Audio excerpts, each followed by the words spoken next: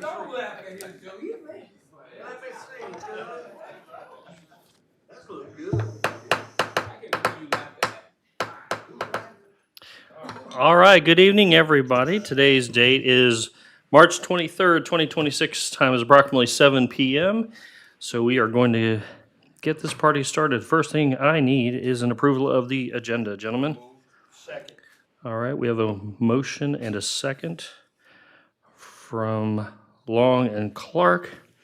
If there's any discussion on the agenda, seeing none, any from the public? Seeing none, all those in favor on the dais, please signify by saying aye. Aye. The ayes have it, motion passes unanimous. I am going to welcome Pastor Ralph Williams up to the podium to give our invocation tonight. And please stand if you can and remain standing for the Pledge of Allegiance immediately after that. Thank you. Yes. May we pray. Father, we thank you this evening for the opportunity that we have together here and discuss temporal affairs that you've set in motion through order, through holding back the chaos that flows through our everyday lives, the order that you have ordained since the beginning of time. We pray that tonight as we consider these things, as we think about what they mean for the future of Newberry and the future of the people who live here, we pray that you would give us wisdom. We pray that you would give us courage. We pray that you would give us the fortitude to do those things which, even when they're not popular, they're necessary to be done. I pray your blessings upon each one of these who serve tonight, and I pray that you would bless them in the wonderful name of Jesus. Amen.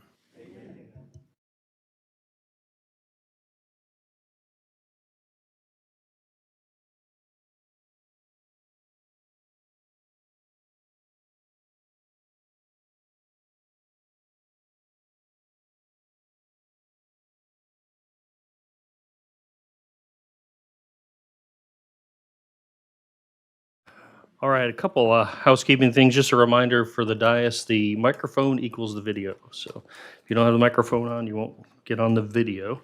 And also, I wanted to take a moment to let the community know Sam Hersom.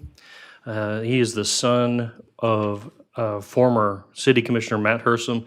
They moved out of our community a couple of years ago, and Matt took a job with Clemson University. Well, Matt's actually being taken home Sam is being taken home to hospice, given the condition that he's been dealt with his whole life. So if you could lift the Hersom family up in prayer, I'd certainly appreciate it. I know they will as well. Okay, on to, pardon me? My condolences. Yeah. Okay, for tonight, the presentations for some of our city commissioner candidates. We're going to go in order of Rick Coleman, Brandy Oldman, and then Group 2, Mark Clark, and David Wallace. So, Rick, are you going to go from there? Or are you going down to the podium? Or? Okay, fantastic. And each of you will have 15 minutes. I don't know how much you necessarily need, but.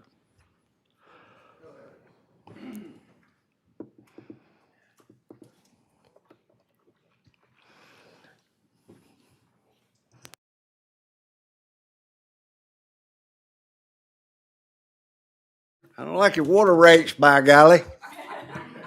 Your electric's too high. Already started clock. You won't need this clock. Hey, my name's Ricky Coleman, and I'm running for re-election for Group 1. I been on the dais for 12 or 14 years now, and all I'm going to say is that when I got on the dais, we had a boondoggle out there on the south side of town. We had this commission, and the city itself was almost like some of our neighboring cities now. But this right here, what we're going over tonight, proves that we are fiscally conservative. We hire the right people like Mr. Dallas Lee to take care of this stuff, and Purvis Gray. We've We've done really well and taking care of your money. And I would really appreciate your vote come the 14th. Thank you. All right, Miss Brandy, you are next, madam.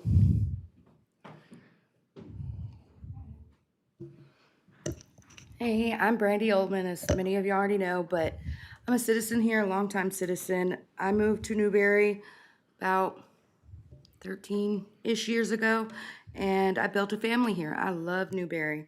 Newberry's someplace I want to raise my family. I never much got into this city stuff or anything until y'all know the charter school stuff, but I'm not here to beat that horse. Getting into that, I've heard so many concerns through my citizens, through my time volunteering here and talking with citizens about concerns they have about their utilities, or like Mr. Coleman mentioned, or mocked rather, about their utilities. And I'm here to just be a voice for the people. And I don't think that that can be done on the outskirts of town in a McMansion. So thank you. I look forward to your votes, April 14th. All right, thank you, Brandy. Mark Clark. And then David, you'll be up after that.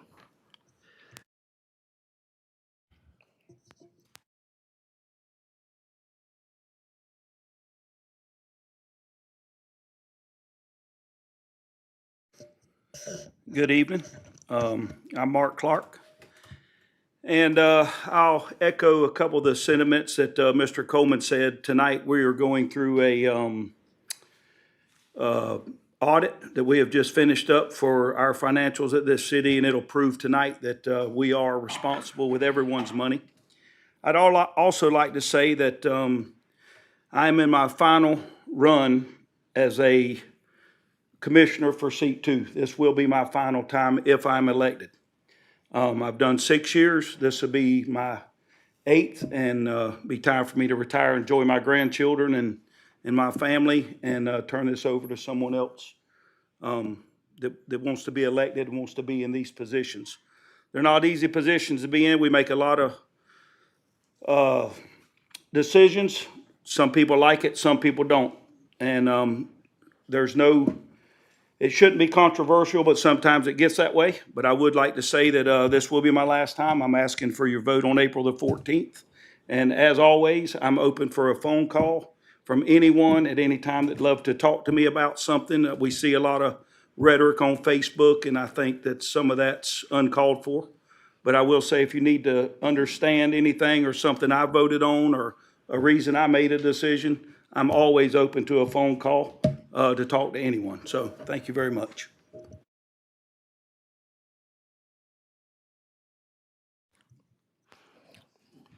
David Wallace.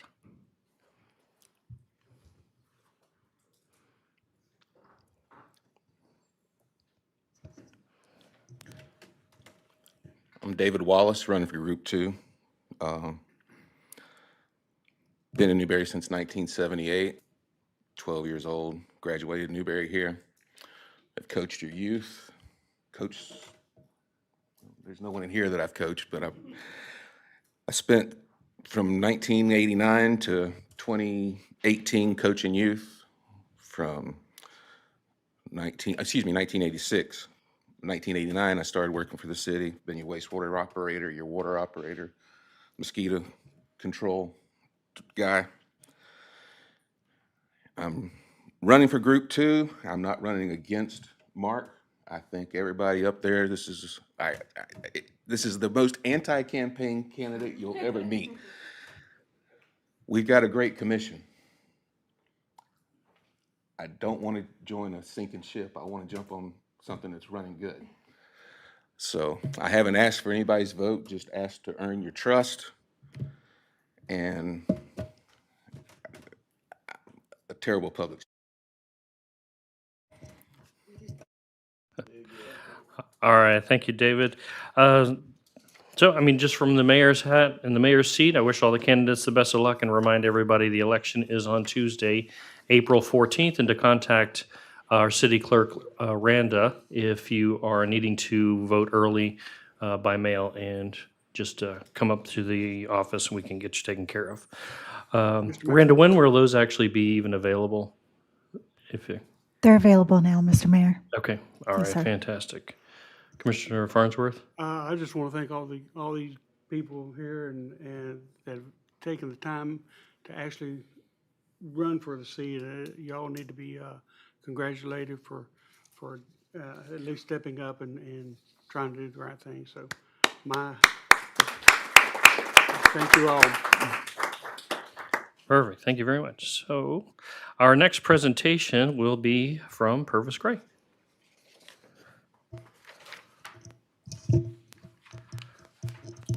I just have the CRA one on here, but aren't they both on here? Aren't they both supposed to be on here? Mr. Mayor, yes, both the city's audit and the CRAs are going to be presented. Oh, by okay. Purvis Gray. I didn't read that correctly. Thank you. So Ms. Bar- Barber, you have the floor. Welcome back.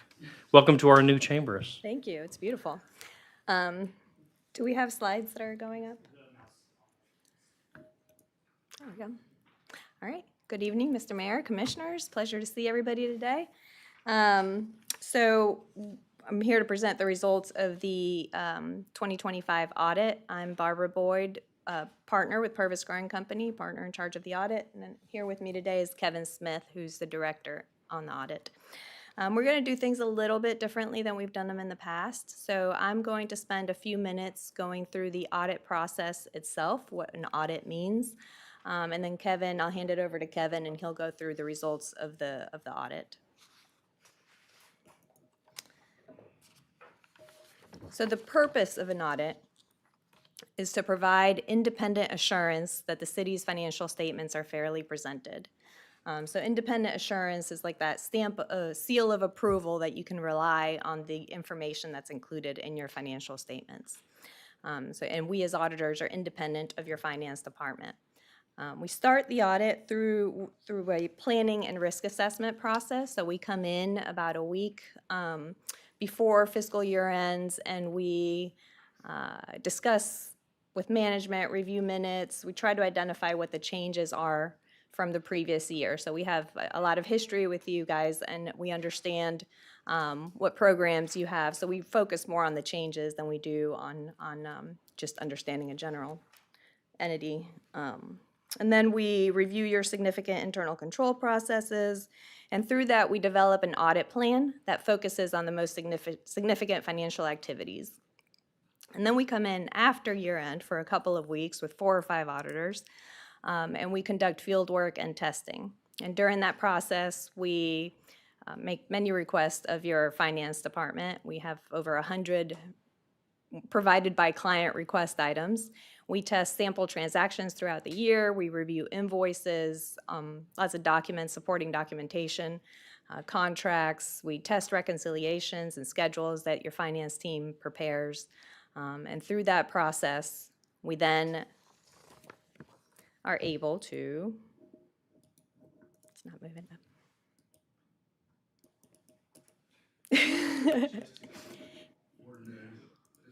There we go. So then we do a financial statement review. And through that, all that evidence that we've gathered, through all the testing that we've done, we're able to issue an opinion. So that's the culmination of the audit. That's the intent to have that. What we call an opinion is what we can equate to as the stamp of approval, that, again, that your financial statements are fairly stated in all material respects. And Kevin will go through what the auditor's results are, so what our opinions were on your financial statements. But that's item number 4 there. And then the last step is communication with those charged with governance. So that's what we're doing here tonight, is presenting the results of the audit to you.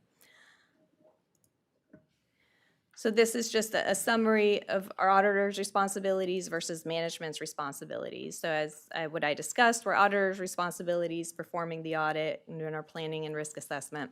Management's responsibilities are the financial statements themselves. They're responsible for the information that's included in here. We come in and audit that information. They're responsible for maintaining adequate internal controls over this information. They are responsible for allowing us access to anyone that we want to speak to and providing documentation and responding to all our inquiries. So it takes a lot of work, both from our end and from your finance department and your management team, to conduct the audit. And it's, we certainly appreciate the fact that your team is always ready and prepared for us during that process. So I'm going to hand it over to Kevin to go through the results of the audit themselves. Thank you, Barbara. Good evening. My name is Kevin Smith. I'm an audit director with Purvis Gray. I'm going to go through the audit results and do some financial highlights as well. So as you can see, we've issued several reports. The first report is our opinion on the financial statements, and we've issued what is considered an unmodified or clean opinion. That's what you want. That's the highest level of attestation that you can receive on a set of financial statements. That's for the city financials as well as the CRA. We've also issued a report on internal control over financial reporting. If we had identified any significant material or significant deficiencies in internal control, we'd have listed them here. We're happy to say that there were no such findings. And then we also do a couple examination reports. One's required over investments, and the other is related to the CRA as some Florida statutes. We reviewed that, did the examination, and we had no issues or findings related to those as well. And then we also do, depending on how much grants you receive in a given year, we do a single audit, so it's like a deep dive into certain programs or projects. This year you had a state single audit, and the major project was the statewide water quality restoration project. We did not have any findings or any compliance issues with that as well. And then also you spent, I believe, the rest of your ARPA money this year, or most of it. Because of that, we had to do an examination and make sure the money was used what it was supposed to, and it was, and so we had no items to report. And then the required communication, so there's items that we have to communicate to you as those charged with governance. We did adopt a new accounting policy this year related to GASB 101. It did compensated absences. It did not have a material effect on financial statements. And then also to note that not everything in the financial statements is actual numbers. You do have to estimate sometimes. So some of the significant estimates you have is like related to your depreciation, net pension liability, total OPEB liability, and so forth. We're happy to say that we didn't have any difficulties with management. No material audit adjustments identified, and no past adjustments. And disagreements with management, we had no disagreements. And I'm going to go pretty high level. If you have any questions, just let me know. So for the financial highlights, this table right here, this is all your governmental funds. So it's your general fund with all your special revenue fund and capital project fund. So we've consolidated this into one column so you can see 25 and 24. So some of the highlights, you can see that revenues are up about 3.9 million from the prior year. The biggest items is related to intergovernmental. About 1.4 million of this was ARPA. So you'd received the cash years ago, it sat on the balance sheet, and then when you actually spent the money, it was recognized as revenue.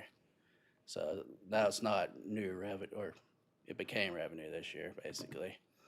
And then charge for services are up. That's related to solid waste. You can see down in the physical environment row that there's also an increase in physical environment that was related to the contract hauler. So all in all, you can look at total expenditures are up about $10 million. So what you have to take into account here is that last year, you can see down there was $6.7 million of bond proceeds. In governmental funds, you have to show the bond proceeds as revenue in that year, something different than you would for a for-profit. So it went into fund balance, and then you can see this year, the biggest capital outlay item was the City Hall. So the net change in fund balance for all the governmental funds was negative 5.5 this year and 8.3 last year, and that's due to the bond proceeds. Looking to the left, you can see, so one thing we look at for a measure is how much unassigned fund balance you have. That's fund balance that can be used for any government purpose. You have a 17% target that you do, which is 2.2 million, and then also a stabilization fund, which is set at 6% max. You can see that it lined up pretty good this year, so you have plenty of fund balance in your reserves. And then enterprise funds, so kind of the same thing, except we broke out the major services that are provided. You can see that revenues up are 1.26 million from the prior year. The biggest drivers are electric, water, and sewer. You did have increases in rates, but you also had increases in number of customers as well as kilowatt hours sold, and for water and sewer as well as volume as you continue to grow. So you can see that purchase power is up. That's in line with the changes above. So the more kilowatt hours you use, the more purchase power you have to purchase. And then you can see there's a big decrease of 500,000 from the prior year in material supplies and other. That was related to the sinkhole in the prior year. So that was a one-time expense. So all in all, you can see that change in that position is pretty similar to the prior year for your enterprise funds. And then jumping over to the left is the balance sheet. You can see that you have total net position of 38.5 million versus 34.3 in the prior year. So as you make improvements, you can see it goes into the net investment and capital assets. And then lastly, the CRA is still in the early stages. So you can see that you expect this revenue to continue to grow. You did have some expenditure increases this year. I believe one of the big capital outlay items was related to purchase of land. And so the ending CRA fund balance is 700,000 for the year. Any questions? I didn't bore you to Well, death. we like to brag, Kevin, so you're gonna have to tell us how we do to compared to everybody else. Well, we don't have many that have zero adjustments, so it's a great sign. That's good to hear. Well, I know, I see in the news all the time that some cities or individuals at least have gotten in trouble with their ARPA funding expenditures. It's good to hear that we didn't have any of that, and yeah, and glad you didn't have any problem with the management team either. Yep. Commissioner Coleman. For us here on the dais, we can take all these accolades, but honestly, it goes right down here to Mr. Dallas. He's the one that stays on top of it and keeps it straight, so, thank you, Dallas. Good job. Yes, thank you, Dallas, and pass along our appreciation to the team as well. Kevin, Barbara, thank you all very much. I think we got one more item under the CRA review. If somebody wants to roll the video, I think we got a video or something. Okay, thank you. Thank you, Kevin.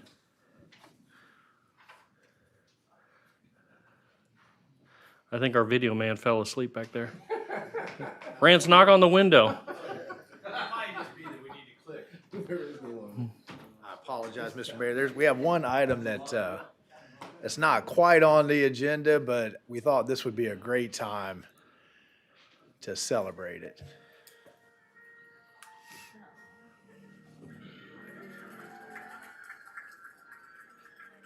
Am I blocking anybody?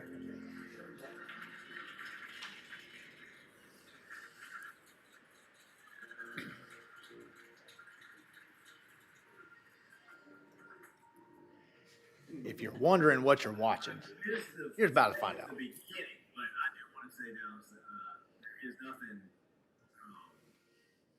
that you could do to be better. You are fantastic.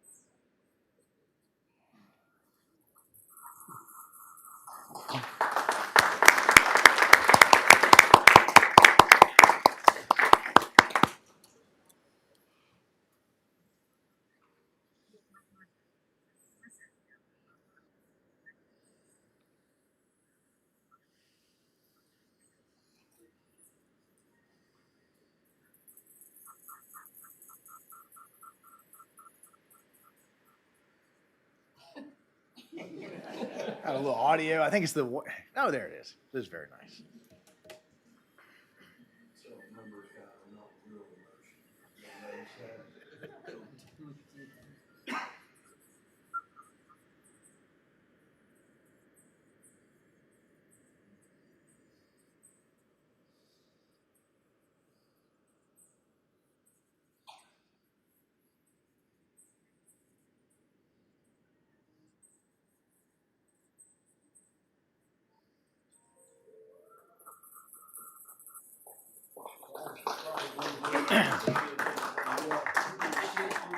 Mr.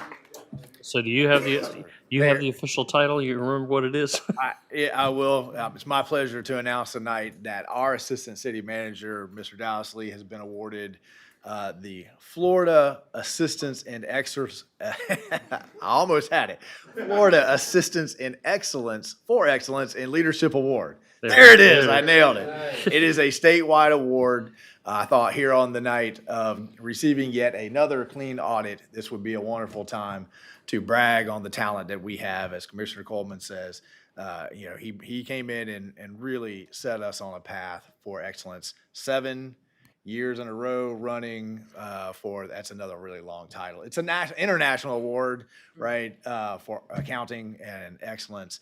And now we will be recognizing him in May at a statewide award ceremony. So congratulations, Dallas. We appreciate everything you do for the Newberry True Servant's Heart. So thank you, Mr. Mayor. Thank you.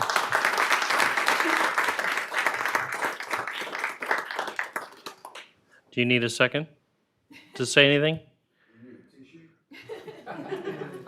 Thank you. Fair enough. Fair enough. So Barbara and Kevin, you get to leave now if you don't want to stick around. Thank you very much. I appreciate you. Barbara and Kevin, you guys don't have a video you're playing? You don't have a video for me as well? But can I say something? Yes, please. I've known Dallas for a little bit, and I know he really hates this attention, so it's really great to watch. You watch him squirm a little bit. I think I hear a video or something. No, I think it's on the. It's an encore presentation. All right. Well, thank you.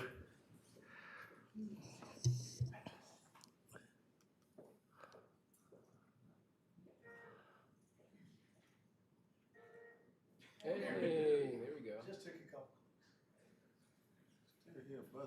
I still hear something. I hear AC. Oh, maybe it's air conditioning. Maybe it is. Okay. Is that the AC? No, buzzing just went off. Maybe it is the air conditioning. I thought it was AC. All right. Anyway. All right. I got the younger ears. Well, let's keep going with good things here. Item number 6 in presentations is a proclamation March 24th as National Agriculture Day. So I've got a presentation or a proclamation to read, and then we're going to have some folks come up for a photo opportunity. So this is a proclamation of the city of Newberry, Florida, National Agriculture Day, whereas agriculture has been a cornerstone of the city of Newberry's identity, economy, and heritage, and Newberry's more than 100-year agricultural history continues to shape the character and prosperity of the community. And whereas the city of Newberry proudly celebrates its agricultural roots as the home of America's longest-running Watermelon Festival, and as a community that recognizes the vital role farmers, ranchers, growers, and agricultural innovators play in feeding and sustaining our region, state, and nation. And whereas agriculture today is strengthened not only by tradition, but also by innovation, research, and entrepreneurship that helps address the future challenges of food production, sustainability, water use, labor shortages, and crop protection. And whereas the city of Newberry has demonstrated its commitment to the future of agriculture through its investment in building an agriculture and food technology innovation ecosystem, including the development of more than 170-acre Newberry AgTech Innovation Park, which serves as a hub for agricultural advancement in North Central Florida. And whereas the Newberry Ag Tech Innovation Park is home to the University of Florida Institute of Food and Agricultural Sciences Extension Alachua County office further strengthens the connection between research, education, and practical agricultural application in our community. And whereas the city of Newberry is also proud to be home of the F300 Ag Tech Startup Accelerator, a 12-week business growth program that supports early-stage entrepreneurs developing technologies to improve agricultural productivity, environmental sustainability, food system resilience, and crop health. And whereas National Agriculture Day provides an opportunity to recognize and celebrate the hard work, innovation, and lasting contributions of Newberry's agricultural community from traditional producers to next-generation ag tech food leaders, all of whom help ensure a strong and sustainable future for agriculture. Now therefore be it resolved that by virtue of the authority vested in me as the mayor of the city of Newberry, Florida, do hereby proclaim March 24th, 2026 as National Agriculture Day in the city of Newberry, Florida, and encourage all residents to join in recognizing the importance of agriculture and the people whose dedication and innovation continue to nourish, strengthen, and inspire our community. And where, in witness thereof, I have hereto set my hand and caused the great seal of the city of Newberry to be affixed onto this 23rd day of March in the year 2026. Honorable Timothy R. Martin, Mayor, attested by Randa K. Paul, City Clerk. Yay! All right, so we got a check, and you all want to come up here? I love seeing the blue corduroy. Autrey, I think I was your size when I was in high school, and I'm like double that size now, but we appreciate it.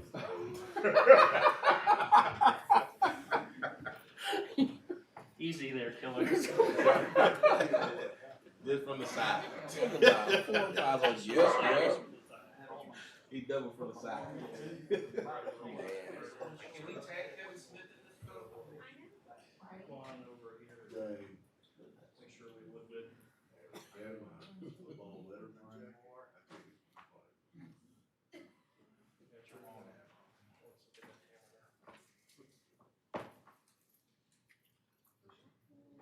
All right.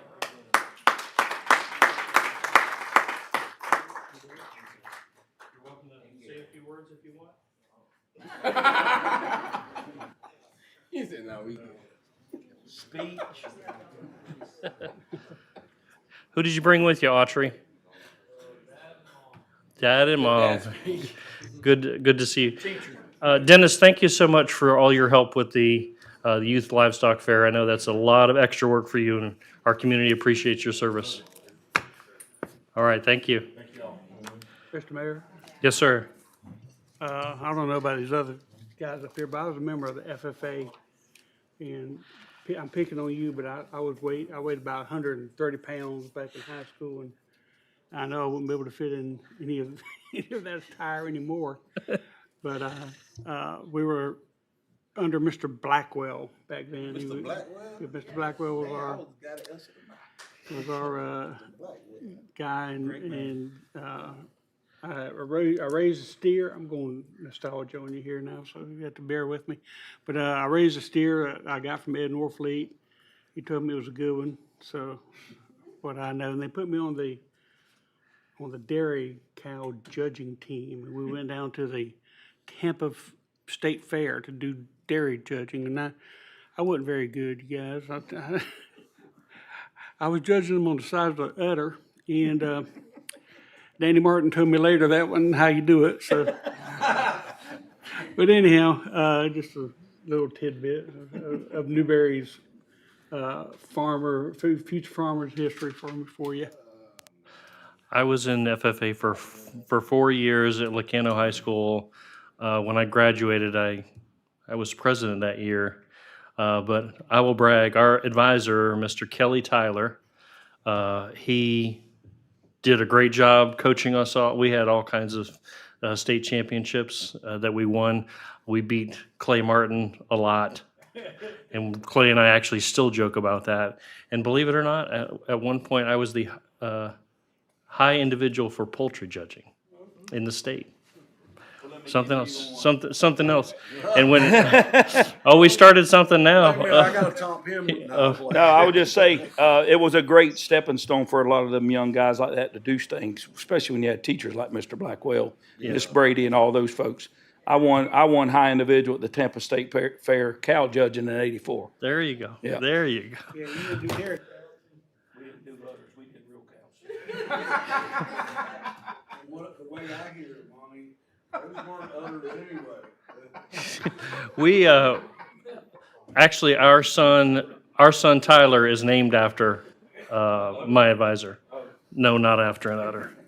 All right, let's move on. Enough for the memory trail. Can anyone with public announcements? 2 minutes from the public? Come on up, ma'am. Just introduce yourself. Make sure the little green light is on at the base of that microphone. Just touch the little rectangle there. Perfect. Hi, I'm Jasmine Thomas with the Sheriff's Office. I'm part of our community relations team. I just wanted to remind everyone that we're having our Community Fun Day event this Saturday at the Easton Newberry Sports Complex. We would love to have everyone there, and I have flyers if anyone would like any as well. Yeah. We'll just put them right.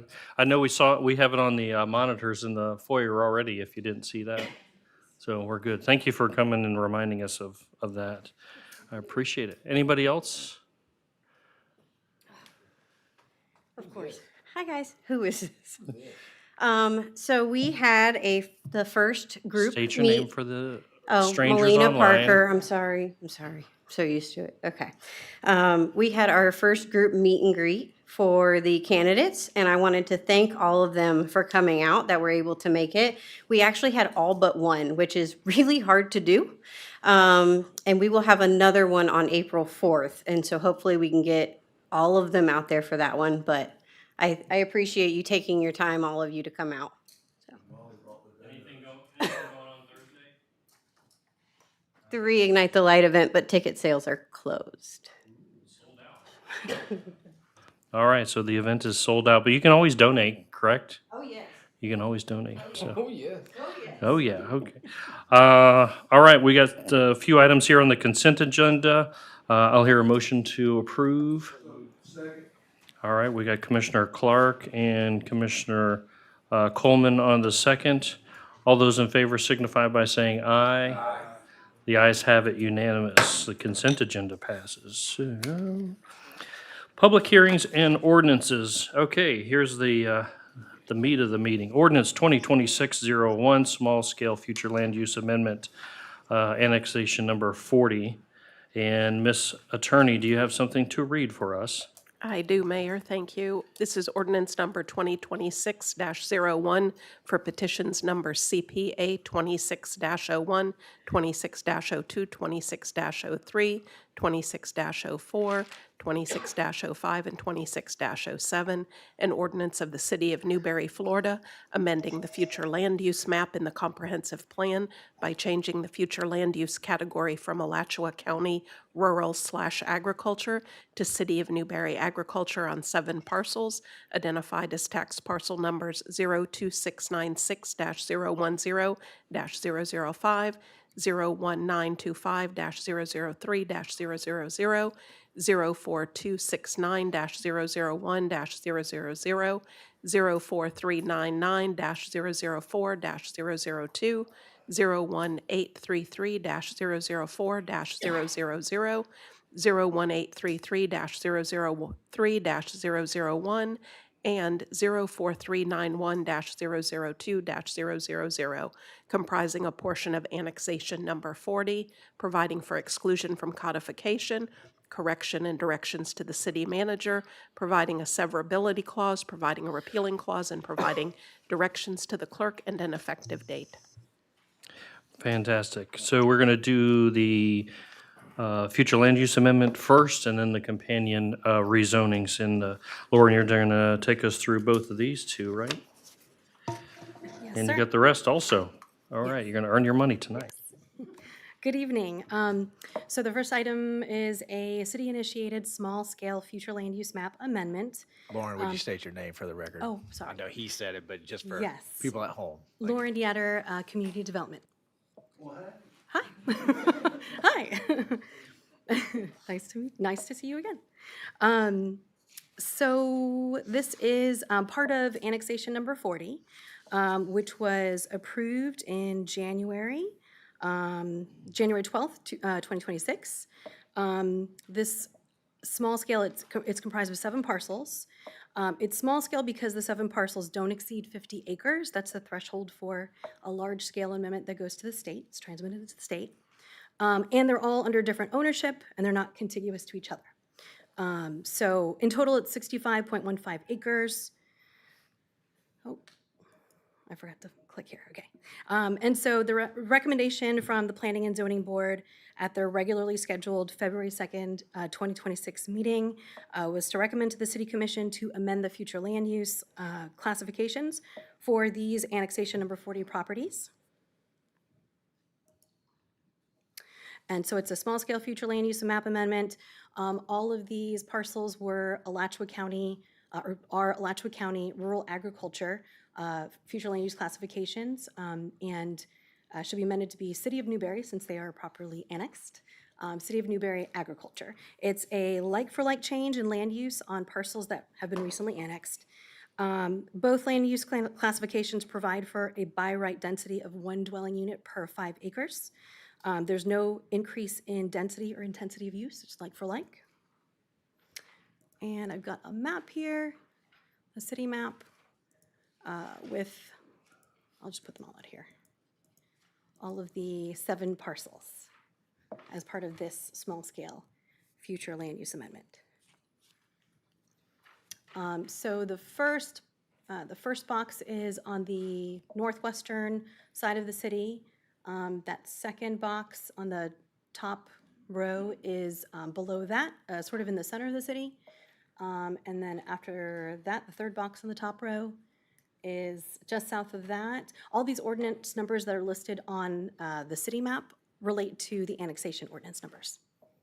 And then let's see, the second row, the first box is on the east part of the city. And then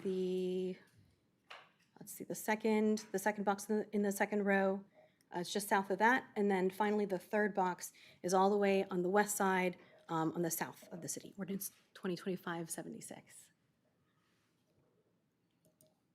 And so again, the recommendation is that the Planning and Zoning Board at the regularly scheduled February 2nd, 2026 meeting voted unanimously 5-0 to recommend to the City Commission to end the future land use classifications for these annexation number 40 properties. Is that all you had, Ms. Yetter? Is that all you had? Oh, yes. Yes, Okay. It just, That's not I guess say the 6th one, the bottom right one? Yes. That's not an enclave? Is it because the highway's there and it's not an enclave? It's not an enclave. Mr. It Mayor. is. Just remember that we have an agreement with Alachua County that if we are reducing the size of an existing enclave, it doesn't count as an enclave. So it was years ago, but the issue was if you were already in an existing enclave and you wanted to annex in, it still counted as enclave. We said, but that doesn't make any sense. We've got to fill in the Swiss cheese as they come voluntarily. So the county agreed with us. So now if it's inside an enclave, we're good to go, right? We're just filling in all the existing enclaves as people come in.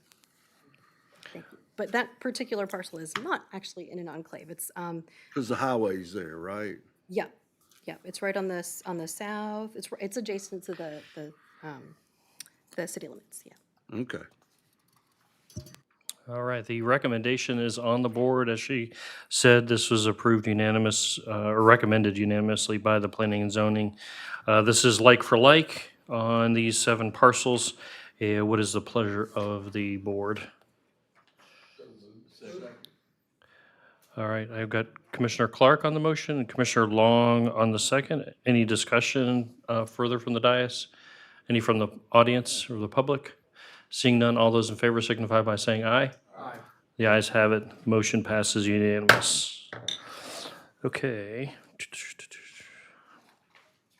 All right, the next one is the rezoning of these same parcels. This is a quasi judicial, so we're going to switch from being a legislative board to a judicial board.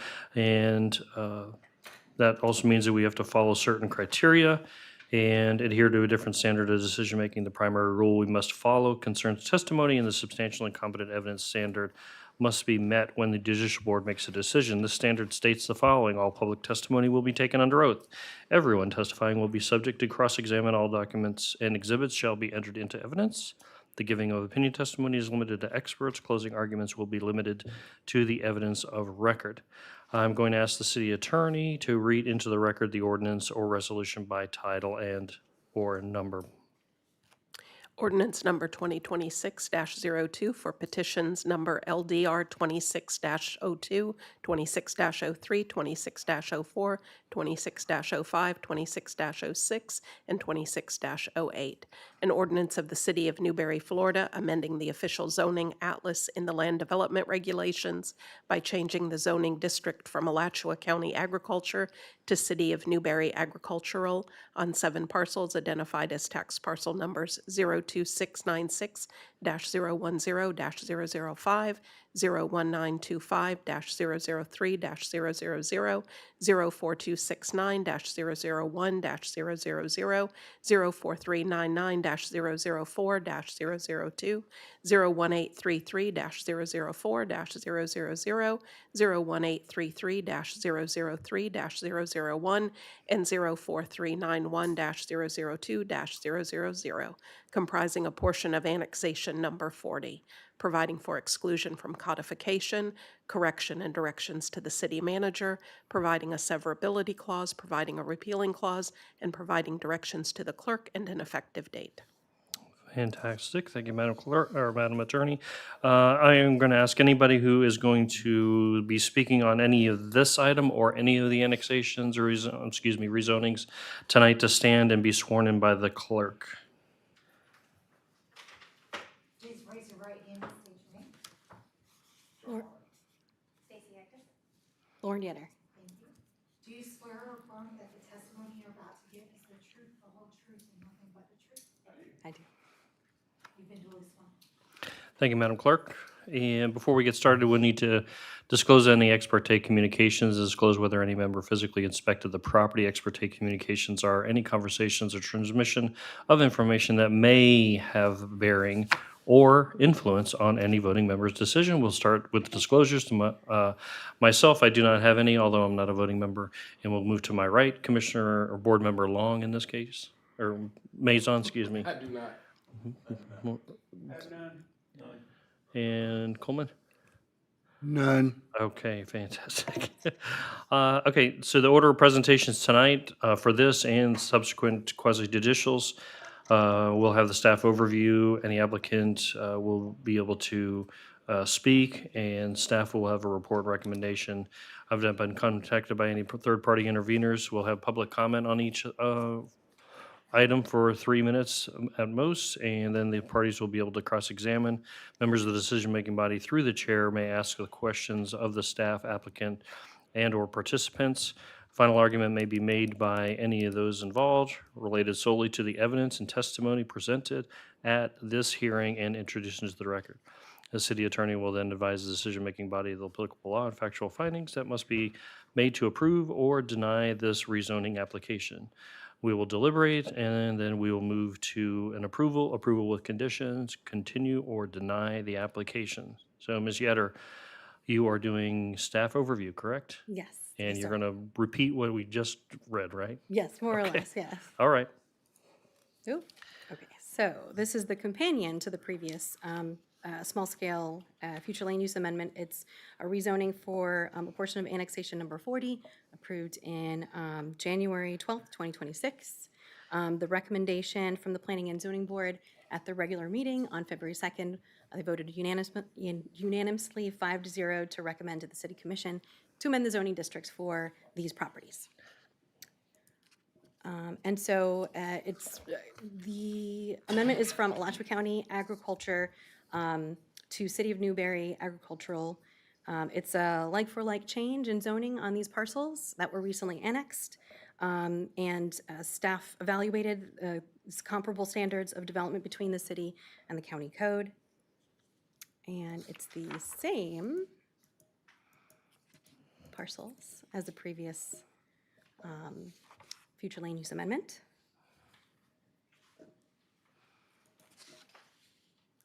And the same recommendation. Very good. Are any of the applicants here? No. No, because it's city initiated, yeah. These are all Because they were city. annexations previously, so it's going from county to city. Gotcha. Okay.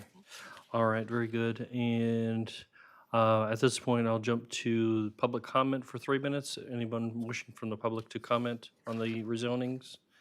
Seeing none, I assume you're not going to cross-examine yourself. So any questions from the decision-making body of staff? Seeing none. I assume you're going to rest on your presentation as your final argument. So at this time, if there's no other discussion, I'll entertain a motion from the board. So that was Commissioner Coleman, or Board Member Coleman, and in this role, Board Member Long. You got that, Randa? Okay. Coleman and Long. If there's no further deliberations or questions, all those in favor signify by saying aye. Aye. The ayes have it. Passes unanimous. Okay, moving on to item number 12, ordinance 2026-03. We are going back to legislative under this one as well. Madam Attorney, you have something to read for this one.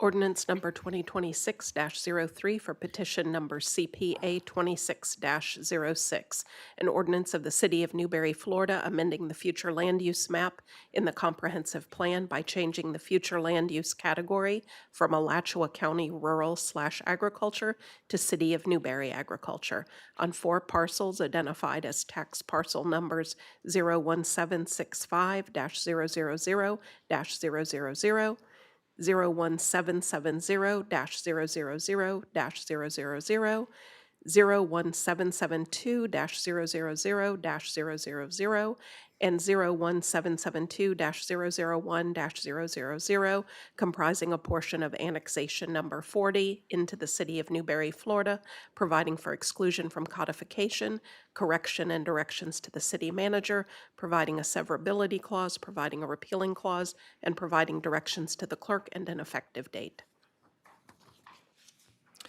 All right, thank you, Madam Clerk, or Madam Attorney. Ms. Yetter, you're going to walk us through this one as well, correct?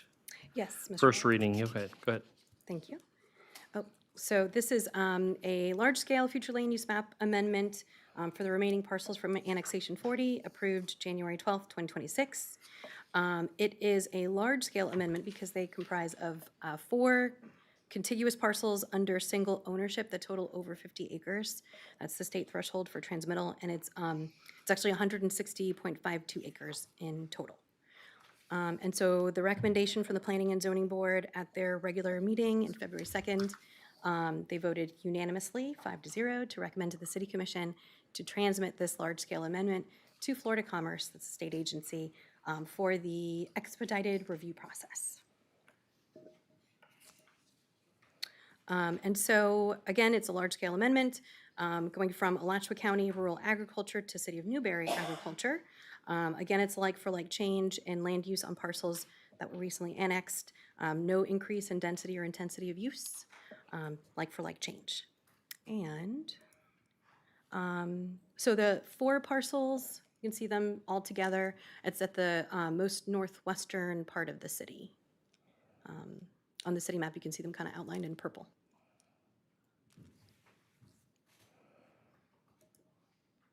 And again, the recommendation from the Planning and Zoning Board was to the City Commission to transmit this large-scale amendment to Florida Commerce, the state agency, for this expedited review process.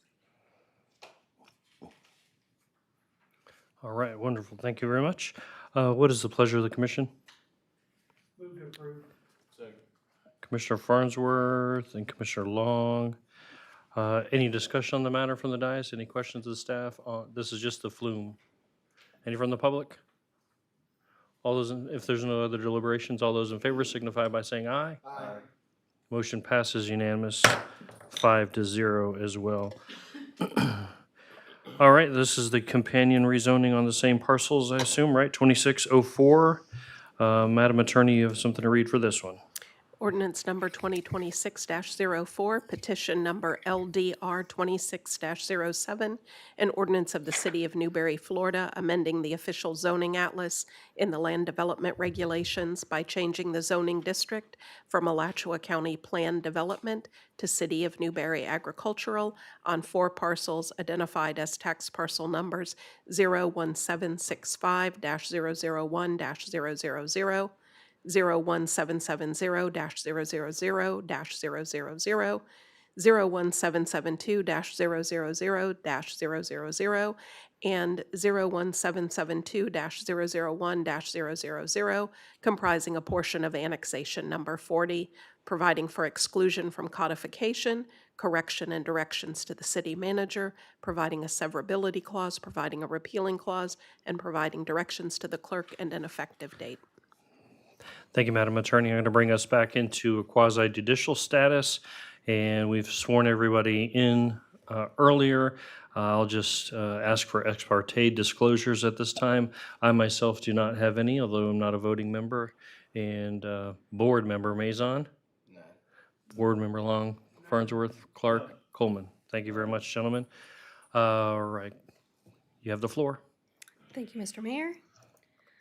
So this is the companion to the previous future land use amendment that's large scale. It's the same properties. The recommendation from the Planning and Zoning Board at their regularly scheduled February 2nd meeting, they voted unanimously 5-0 to recommend to the City Commission to amend the zoning districts for these annexation number 40 properties. And the rezoning is actually from Alachua County Planned Development to City of Newberry Agricultural. And again, this change in zoning on these parcels were recently annexed in January 12th, 2026. Staff discussed with the owners and the county. The PD, or the planned development, is actually expired. It was quite an old PD. And the owner wanted to move forward with city agricultural zoning. And again, it's the same 4 parcels, 160 acres, more or less. And again, the recommendation from the Planning and Zoning Board at the regular meeting on February 2nd was to recommend to the City Commission to amend the zoning districts for these parcels. Fantastic. I assume their applicant's not here on this one either, right? Yes, that's right. Okay. Any members of the public wishing to speak on this? You have 3 minutes. Seeing none, waive cross-examination, assuming you're going to rest on your presentation for your final argument. Is there any discussion from the board or questions of Ms. Shetter? Seeing none, if there's no further deliberations, what is the pleasure of the board? Second. Commissioner or Board Member Clark, Board Member Long. And Madam Attorney, could you advise the decision-making body as to the applicable law and factual findings that must be made to approve or deny the application? Yes, Mayor. You must find that it meets all requirements of the comprehensive plan and the land development regulations, and base your decision on the competent and substantial evidence, both the verbal testimony and all of the written documents provided to you in your backup in order to reach your decision. Thank you, ma'am. So this is an old PD that expired, moving to city agriculture. All those in favor signify by saying aye. Aye. Motion passes unanimous. All right, moving along. 2609 CPA 2404, Madam Attorney. Yes, as you read, ordinance number 2026-09, petition number CPA 24-04, an ordinance of the City of Newberry, Florida, amending the future land use map in the comprehensive plan by changing the future land use category from agriculture to residential low density, 4 dwelling units per acre on approximately 160 acres, tax parcel number 02573-000-000, located at 25409 Southwest 30th Avenue in the city of Newberry, Florida, providing for exclusion from codification, correction, and directions to the city manager, providing a severability clause, providing a repealing clause, and providing directions to the clerk and an effective date. All right, thank you, ma'am. And this does not have a companion rezoning that I see on here, correct? Not as of today. All right, Ms. Hectus, you have the floor on this flume discussion. Wow, we're really, sorry. Oh, I might be going the wrong way, I'm sorry. I feel that way on a Sorry. Monday, too. Sorry, I was going the wrong way. Good evening, Stacy Hectus with the Community Development Department. Sorry, it's sliding. I need to get a mouse pad for this. It is. So this is, as the mayor mentioned just a second ago, this is the large-scale future land use amendment for approximately 160 acres, from agriculture to low-density residential. And this item was seen at the Planning and Zoning Board meeting for March, and they did vote 3-0 unanimously to recommend to the City Commission to transmit this to the state. This is a large scale, so it will go to the state for review. It's roughly a 45-day expedited review that we will send off within the next 10 days. Wrong way. As mentioned before, it's going from agriculture to residential low density. A little history here to give you an idea of where this is located. Some of you up here may have been there when the PD originally came forward for Sandia Park 1, Phase 1, and Sandia Park Phase 2. This is adjacent to it, to the west. This will be west of Champions Park, for those in the audience that are wondering where this is located. Those were approved back in, I want to say, 2011. And this is west of there with 500 additional homes being requested on this property. Here is the location of that property. You can kind of see Champions up there with the circles on the map, and that's showing you that this is just to the west of that. As you can see in the map, there's the current the current future land use of agriculture and the proposed of the low density, which is 4 dwelling units per acre. And here is the recommendation, again, from the Planning and Zoning Board that I can pull back up after the applicant goes through their presentation with you. They are here this evening. Thank you, ma'am.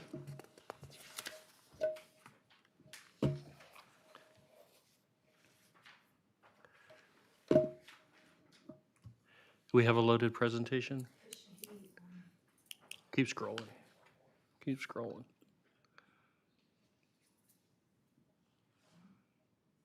He had it on the drive and he was gonna. Can you use the slides that we have for her presentation? Actually, yeah, I was gonna save the presentation anyway in case I needed it to address questions. Just wanted to give you, a little additional information, even though there's not a rezoning. See if you can scroll back to at least get the map up. He's gonna send it in right from there. Oh, okay. Maybe I'll use it if he goes through all that trouble, I'd hate to not use it. But even though there's not a rezoning on the agenda tonight, rezoning was submitted concurrent with this. I'm sorry, put your name in the record.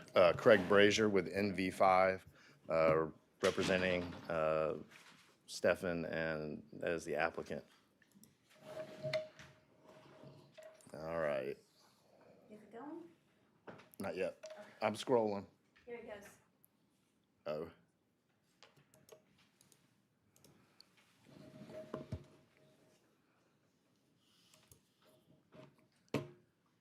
We went through it. When you see your cursor on that screen over there, try clicking on it and see if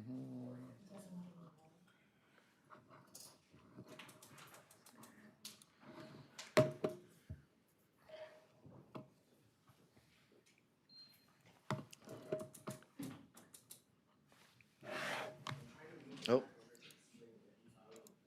There we go. There we go. Now we got it. Knew we just went through it. Yeah, okay.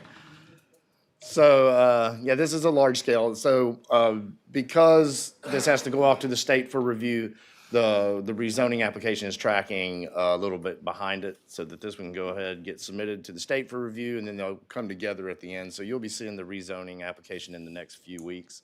That'll also come before this board, and it is a PRD zoning, so it's planned residential development, so it will be a pretty detailed zoning, which further limits the number of units and the density and the type of residential units that are allowed for this site. Oh, Just when you thought it was going. I know, I got too cocky. Oh, there we go. Have you already got a plan for this housing? Is this gonna be larger lots than regular, because this thing's so big? Yes, I mean, it's intended to be a mix of lot sizes, but I think the minimum lot size is 50-foot wide. That's been proposed, but that detail comes in the zoning. So that will be before you shortly. Will there be some 120s in there on this? I don't know. Yeah, I don't know if they've gotten down to that level to know every largest size, but I know that the number will be restricted much further than the 4 units. We're not going to achieve 4 units an acre. Try just clicking, Greg, and not. Yeah, there we go. But it kind of disappears on me if I don't click. There we go. All right. So as you can see, the timeline for this one started a couple years back. We've definitely been working with city staff for quite some time on this and how it relates to the Sandia Town Park phases 1 and 2, because obviously they're going to be depending upon a lot of the same infrastructure, roadway, utilities. Obviously, there was a major utilities and wastewater treatment plant discussion that happened during this time frame. So again, here's a location map, kind of give you a little more detail about how it fits in and kind of the Swiss cheese that was referred to earlier with the city limits can really be seen on here. But the important takeaway from this map is that it is inside the city's urban service area. So this is the portion of the city designated for growth. And there again, this area in blue demonstrates the Champions Park that was donated to the city, as well as the surrounding Sandia Town Park development, which is really has always been intended to support the ballpark and the visitors, to have a different type of retail, hotels, entertainment uses to support visitors as they come in, and hopefully, capture their stay as opposed to having them have to leave town and go other places. And this is going to be focused on a single-family residential product as opposed to the different types of development that are really going to go into the Sandia Town Park 1 and 2. So this is the existing land use, then the proposed. But this map, I like this map because it just so happens on the city's color coding, the PD zoning district is green. So on that earlier map when the city was showing it, it may have looked like it was sitting in the middle of uncompatible uses, but there's a major development, which infrastructure plans are currently under review with at the city as well. So things are moving forward on that front. It is consistent with the comp plan, and the city staff report did a good job laying that out. We've kind of repeated what they found here. And city staff and both the planning and zoning board have recommended approval of this, so we ask that you do the same. Be happy to answer any questions that you may have, and we'll be back with the rezoning in a few weeks. All right, thank you, Craig. Yeah. Let's do microphones. Yeah. So that land has been purchased after Sandia was kind of done? I believe it was already. Was it? I believe it was part of already it in the there. beginning? It was under common ownership, let's say. It's under a different entity name, but I believe it was common owners. The people that live on your map there to the south of the property, if y'all were engineering that piece right there, so where your agriculture is on that south side of that yellow, all those right in there, there's a few houses. Once they start designing it, food for thought. Yeah. Make as much of drainage or anything else that could be near their property. Sure. prior to putting drainage like way up front or in the, you know what I mean, to give them more space, because I've heard you're gonna have some complaints. These people have lived in the country right here for sure, and I know there's a lot of hound dogs are in that area for hunting dogs. So I'm actually saying this for you and for them to make as much green space as you can in that retention ponds, whatever y'all do, while you're thinking about it, or with Stefan. Sure. Whatever y'all are doing. It'd be a good, kind of a good give to both sides, I think. And you'll start to see a lot of that form take place when we bring this Yeah. back, because there's going to be perimeter buffers. Well, if you're in the, planting the seed. Understood, understood. Okay. No, good advice. Thank you. Yeah, Commissioner Farnsworth? I'm not necessarily against this, but I'm wondering why we're approving this and we've been waiting 15 years for the other property to get developed. Well, that's what I wanted to point out, because that kind of conversation came up at the Planning and Zoning Board. They wanted to know what's going on. And infrastructure plans are in place, have been submitted and under review with the intent to begin construction as soon as they're done. So infrastructure plans for the Sandia Town Park Phase 1 and 2, which would include the Spine Road up to a certain point. I think there's a roundabout, a centralized roundabout that's planned as part of the transportation network. So that Spine Road coming from the north, so coming from 30th Ave, coming down, so extending utilities, making improvements to 30th Ave, and also adding some turn lanes and extending turn lanes out on 2741 as well, is all under review. And utilities extended into here. And like I said, development on this site will, come following the infrastructure that comes into place, because it's going to be connected from that Spine Road. It's, it's kind of centralized here. It's not on 30th or on 46. It's, it's going to be reliant on that other infrastructure. Now, you put in all the utility lines and everything and the sewer lines and all that, but will there be any actual development before you do phase 2? Well, I mean, Or are you gonna the be doing infrastructure, phase 2 first? the infrastructure is going in to really create interest and move things along the line to make it possible, make it much more likely to get a, commercial or hotel use that comes in once they see infrastructure in place. Once they see the investment going in, dirt starts moving, things tend to, get momentum. But just with it, it's sitting there today, and the expectation was for, a developer to come in, whoever was going to do the commercial site or a commercial site, to have to then make those initial infrastructure improvements. That obviously. Right, it's just that we've been waiting 15 years. Well, and it's there has not been anything done. It's getting close. Those plans are in review now. So we're not gonna be waiting another 15 years for the. It shouldn't. I hope it doesn't take us that long to get through plan review. Commissioner Maison? Yeah, were there no sunsetting on that property, or was that too early? So the plan development is still valid. The PD zoning is still valid. It's still there. So it was originally, the first phase was, I believe that is correct, 2011. 2008, I think was the first. And then 2011 was the second. And then we came in and revised everything again in 2021. So those PDs are still valid.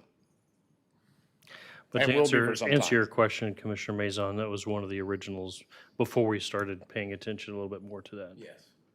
That's, Craig, in case there's some folks maybe at home that didn't see the planning and zoning and maybe they aren't thinking about it, one of the bigger issues in planning and zoning was sort of the connectivity, because some of the adjacent residents were worried about you like connecting out to 46 from there so like coming through through their that property. area, but just kind of speak to Yeah, what's kind of on the drawing board. Yeah, there again, it is reliant and going to be reliant on the infrastructure from the neighboring Sandia Town Park development. So there will be like I said, that Spine Road that's under review now, that is going to, provide connection and access to this site. So most of what you're seeing in the yellow is going to go out to the east. Well, It'll go out to the east and then either north or south. And but there are, and so another it's part not of going out this- to the west. And another part of this that y'all will be seeing pretty soon that probably is helpful to the understanding, and it's definitely helpful to that timeline. So one thing that we've been working with the city on is creating a consolidated development agreement between Sandia Town Park Phase 1, Phase 2, and Sandia West. So pulling all of those required improvements and establishing thresholds and timing and very specific details about the utility upgrades, about the transportation improvements. So that will also be coming for approval kind of as a part of this package. So it will definitely be tied in to the previously approved projects. Okay, so within the USA, compatible adjacent uses, infrastructure is discussed. Any more questions of Craig or Stacy? Any comments, questions from the public? I'll bring back to the board for a motion if you choose. Second. Commissioner Long, Commissioner Mazon on the second. If there's no further discussion, all those in favor signify by saying aye. Aye. Motion passes 4-1. Resolution, okay, so moving to agenda items, Resolution 26-11 FDOT State Road 45 Subordination Agreement. No, we have one more. What? 15. Well, I wrote everything in the wrong spot, so we already did that. I'm sorry. Okay, good night. Eliminating the Board of Adjustment first. Eliminating the Board of Adjustment first reading process. Madam Attorney, 2610. Ordinance number 2026-10, an ordinance of the City of Newberry, Florida, amending the text of the Code of Ordinances related to eliminating the Board of Adjustment, providing for codification and correction, providing a severability clause, providing a repealing clause, and providing directions to the clerk and an effective date. Thank you, Madam Attorney. Madam Hectus, you have the floor. I'm actually going to turn the floor over to City Manager Marlowe as he wanted to do an introduction on this item for you. Okay. Thank you, Miss Stacy. I appreciate that. You're very welcome. So, just to give the public a recap, one of the directions that this body has given is to try to clear out some red tape, expedite the process, give people more opportunities to move through. I would say the Board of Adjustment is definitely red tape. Commission is the BOA is the commission, but separating them out, we have to create an agenda, we have to publish an agenda, there's cost to that. We generally try to wait till there's 2 or 3 items to have a Board of Adjustment meeting. That means people are waiting for someone else to come forward. We have a commission meeting twice a month. So the commission, who is already sitting as the BOA, will simply move those items under the commission. You'll handle them in your regular commission duties. But I put this as a hallmark and a pin in success of clearing out some of that red tape. I would let Nicole speak to how often the Board of Adjustment was just sort of dabbled all over our code. It was quite a jigsaw puzzle. This sounded like a simple thing until we started digging into it. It was like, wow, we just keep copying and pasting Board of Adjustment over the last 30 years. So this is going to speed things up, greater efficiency, stays under the 5 seats up here is purview, so nothing of that is changing. But I did just want to take a moment to recap that. So, and I appreciate Stacy and Nicole for what started out as a simple project and turned into a much more complicated goal. Sounds like there's a little inside baseball there, but we appreciate it. We appreciate it. So Well, we just kept laughing because we just kept finding more Yeah. and more pages. So it was, you know, yeah. It really showed that we needed to revise it. So Gotcha. Any particular presentation or anything then? I just have a little, well, maybe. Okay. Maybe. Actually, I think clicking here, moving still works, but just click on the right side. You moved it earlier. I did. I moved this because it kept sliding off. I'm gonna. Kind of help, like use that as a mouse pad. That kind of helps. Oh, here we go. Maybe. Okay. So this item did not have to go to the Planning and Zoning Board because the purview is under the City Commission for this board. And so staff's recommendation to you this evening for moving forward on the first reading would be to approve ordinance 2026-10 LDR 26-7 as we go through this minimal presentation here. And really it's to tie off up with what City Manager Marlowe said, we had been tasked with taking a look at the code, seeing where we could eliminate the Board of Adjustment as for consolidation purposes. And the inside joke is that we just kept finding it everywhere in the code. So after Nicole's tedious review and search and destroy in the code, we decided, we found multiple pages. I think it ended up being 38 or 40 pages of text. So we're consolidating a lot of that. And again, going to the increasing the efficiency, so you don't have to take your hat off, bang the gavel, take your hat off, put a hat back on, and bang the gavel again. So that's what the city, the staff is, again, recommending approval on first reading. And we'll bring it back, I think, in 2 weeks. All right, so I think the operative word here is consolidation. We're not eliminating it. Yes, we're not eliminating it, we're consolidating. Because we are the BOA, and the BOA is us, and all That's that stuff. correct. In fact, we have a BOA later tonight. That's correct. One of the last Right after this, few so, ones. Yeah, Is there any discussion from the board or the public at this time? Go staff. Seeing none, I'll entertain a motion if the pleasure of the motion. Okay. So Commissioner Clark on the motion, Commissioner Maison on the second. All those in favor signify by saying aye. Aye. Motion passes unanimous. 5-0. Now to number 16 in the subordination agreement for FDOT. Madam Attorney. This is resolution number 2026-11, a resolution of the City of Newberry, Florida, approving a subordination of city utility interests in favor of FDOT for the State Road 45, US 41 sidewalk project, authorizing the city manager to take all other actions associated with the subordination process, providing for severability, repealing all resolutions in conflict, and providing an effective date. All right, so I've got Jamie Jones on here, but obviously he's not here. So we're selling our utility to FDOT, is that what you're saying? I'll pretend. No. I know. Does this work? Yeah. This helps? So while we're figuring that part out, I'm not sure there's much of a presentation. I'm standing in for Mr. Jones here tonight. All this is in front of you tonight is, the good news is the state is running a sidewalk down the eastern side of State Road 27. They're going to be in our easement to make that sidewalk connection. This agreement clearly says we are not subordinating our utility rights. It's still, the easement belongs to us. If the state has to do anything with the sidewalk, the state has to come in and pay to fix the sidewalk. If the sidewalk elicits us having to move utilities, that'll be on the state too. We still own the easement, we own the ground underneath it, but the state is gonna make that sidewalk connection, and I know we got a lot of parents of kids trying to get to Oakview, they're gonna be very excited about that. So, did I buy enough time for this to work? Where's the sidewalk going?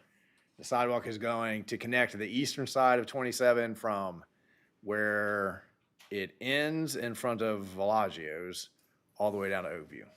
Okay, so perfect. All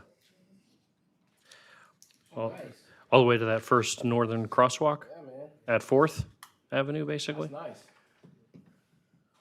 essentially. There's I believe it goes all the way to 15th. All the way down to 15th? All the way to 15th. Oh, okay, all right.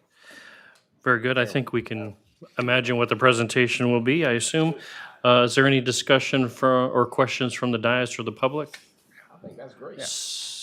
Seeing none, what is the pleasure of the board? Motion. Second. Commissioner Maison on the motion and Commissioner Clark on the second. Do I have that right? Yes. Okay. Thank you, sir. If there's no further discussion, all those in favor signify by saying aye. Aye. The motion passes. Commissioner Maison, you have the floor. I'm excited about this because when I see kids walking on the grass, it's a danger for them. So for DOT to put those sidewalks in from Villaggio's all the way to 15th Ave, that's awesome. I'm excited about that. That'll be a huge improvement for sure. I think that takes us to our last item for the commission meeting. Septic and sewer conversion for Springs Resilience Grant Agreement. Mr. Lee, you have the floor. Good evening, Mr. Mayor, Commissioners. This is a pretty exciting item. The city has been awarded a $2.9 million grant through the Department of Environmental Protection for a septic to sewer conversion project. Under the grant, we'll install about 1,600 linear feet of gravity sewer main. We'll install new lift stations, associated manholes. This will allow us to connect 40 single-family residences and about 10 commercial buildings to our sanitary sewer system, which will remove those septic tanks from our area, further protecting the aquifer. This grant pays for the abandonment. It also pays for the connection fees for those residents. There is no match for this grant. It is a straight $2.9 million grant. We've identified 2 areas in the grant, in the city, that will be paid for by the grant. They're broken up into 2 priority areas. So we'll start with priority 1, which, as you can see, is just north of Newberry Lane, between Newberry Lane and the railroad to County Road 235. We'll spend the money there. Any leftover money that is after this project will move into grant priority area number 2, which is on the south side of town, primarily in the Jimmy Durden Park area, but also some areas along State Road 26. So recommended action tonight is for you to approve the attached grant agreement and authorize the city manager or designee to execute the agreement and any and all related documents required to implement the project and the grant. Happy to answer any questions. Is there any question or comment? Commissioner Coleman? Is staff actually gonna be doing the sewer, or are we gonna be bidding that out? We'll bid it out. We don't have the in-house ability to build that much sewer. Okay. Good question. So that's a lot of work. Obviously, the state's got quite a few initiatives to get these septic tanks off of septic tanks, and we're happy to help them out in our little corner of the world. Is there any further discussion from the dais or the public? Seeing none, all those in favor on the dais, please signify by saying what the motion is. I got you, brother. Yeah, Commissioner Mazon and Commissioner Coleman with the second. All those in favor signify by saying aye.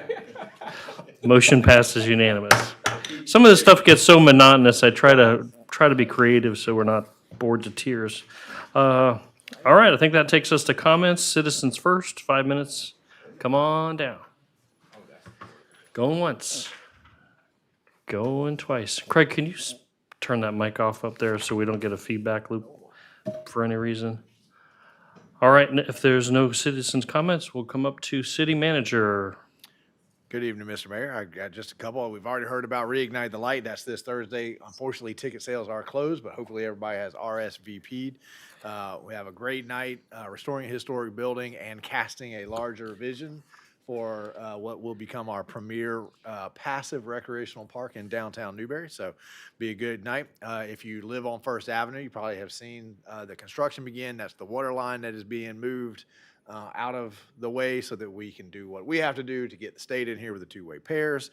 I did want to mention that we will have a soft opening for Newberry's brand new very first dog park on April 9. I'll get back to you on the timing of that. That's a Thursday. After that soft opening, we will have a few more improvements to do, but then we would like to plan a larger day with maybe Humane Society, Adopt-a-thon, that kind of thing, and really make it a lot of fun out of it. I also wanted to announce that a little while ago, we experienced the statewide freeze, right? Newberry did a big push to try to get people to beat the peak, right? Conserve Energy, Publix, Southern Fuel Wood, Bravo, and Watson, our 4 largest commercial customers, all agreed to roll over onto generators. We had lots of residents set their thermostat a couple of degrees cooler, and I am happy to say tonight that Newberry did beat the peak. We got the graphs from FMPA to show that we were successful in that. So I want to thank everybody who participated, who helped out. That saved everybody. I know that your bill still went up. That's not my point, but it would have gone up a lot more if we had been in that peak pricing range. Our CRA board training is coming up. We'll get back to you on that date as well. And then, as most of you, I'm sure, are aware, the state has not adopted a budget yet. That clearly has implications for our budgeting ability as well. So Our workshops this summer may be delayed as we're waiting for information. We'll be making best estimates while we wait for the state to finish. But as always, we got a really good guesser over here, so I'm sure it'll be within 5 to 6 cents, right? All right, and that does it for me, Mr. Mayor. The auditors love guessing. Miss Shelley, I have nothing, thank you. Miss Paul. Outside of our previous conversation about the vote by mail ballots, I don't have anything. But again, if anybody's interested in voting by mail, you can reach out to me in the city clerk's office, or you can go straight to the county supervisor of elections office and request it through them as well. Very good. People are invited to come to the logic and accuracy test. That's also open to the public. Can you just give the details on that? Sure. The logic and accuracy test is currently scheduled for Wednesday, April 8th at 2:30 is when it begins. And then the Board of Canvassers puts that on. And there are 2 other times where the Board of Canvassers meet. One is election night at 7 o'clock, where we open the vote by mail ballots. And then the next day at 4:30, where we, cure any remaining ballots, do the final vote, and make the final audit and announcement Yes, you make it of the official. election, certify the election. Thank you, Dallas, for reading my mind. Very good, thank you. So, yeah, we do the supervisor of elections comes in, does the logic and accuracy test. That's where they make public all the machines, make sure they're all calibrated correctly. They test false negatives and positives, then they lock everything down. The whole municipal building will be locked down until the 7 a.m. opening for polls on Tuesday, the 14th. Right, fantastic. Thank you, Ms. Clark. Commission, we'll start on the far end. Commissioner Coleman. I want to start off with Miss Melina Parker and Walt Boyer. They put on a really great, meet the candidates this weekend. Got to meet a lot of actually new people in Newberry, and it was really nice. Also want to thank one of the candidates for bringing all the donuts. Wallace, I really appreciate it. I was really hungry. So, and I donated a cooler to, what's that going to? I can't remember. For the auction. So, yeah.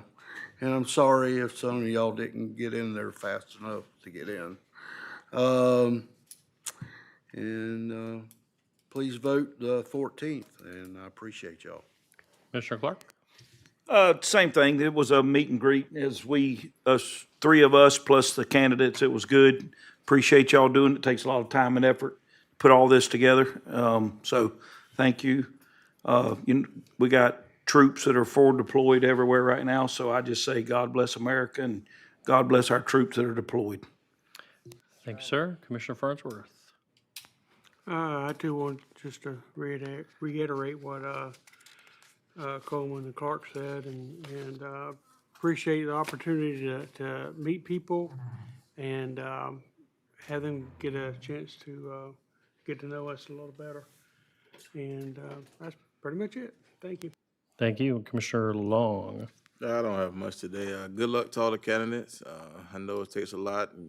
It took me a lot last year when I ran, so I give you all credit to get out there in that fire to take them darts. So I wish you all the best and good luck. Dallas, great job.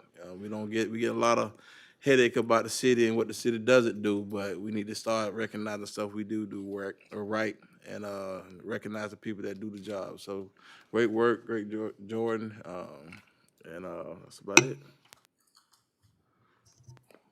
Commissioner Maison. Yes. So I'll say this, man, if this audit, year after year, audits come up clean. So if this audit doesn't tell you guys that this commission does a phenomenal job and conserve your money the way it should be done, I don't know what to tell you. You need to tune in a little bit more, because this commission has done a phenomenal job, continue to do a phenomenal job. Good job, good job, good job. Good luck to the candidates, but you guys, good job.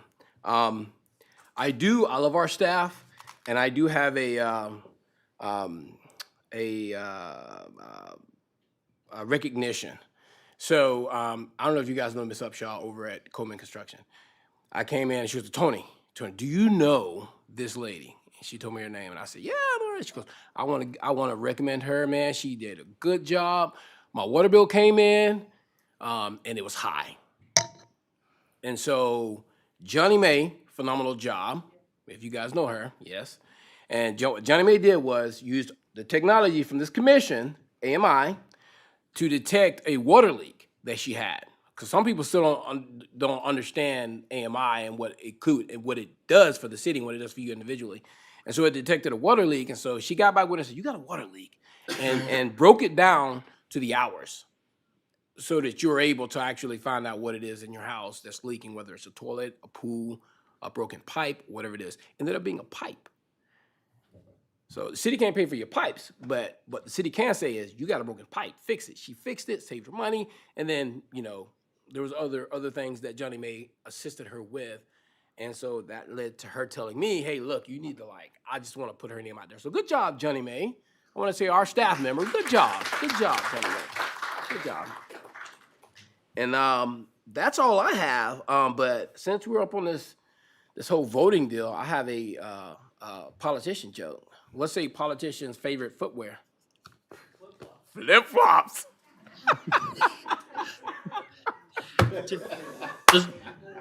I swear, do you tell Dallas all your jokes first? Because religiously he answers every single one of them. He does? Yes, he does. He gets almost Okay, every hang on. Let's see if he answered this one. How come politicians don't play hide and seek? Because no one likes to find them or look for them. They'll be lost forever.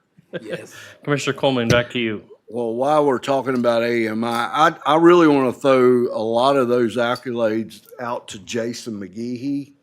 I mean, if it wouldn't have been for Jason McGehee, I mean, he's the one that got all of us on the dais all excited about this because he was in this thing 100%. I mean, as far as even going to one of the cities where they were doing it and spent some time there and really knows all the ins and outs of this AMI. So, Jason, if you're watching, not washing, you might be, your wife might be. Really appreciate you, brother. Thank you. Good job, Jason. Excellent.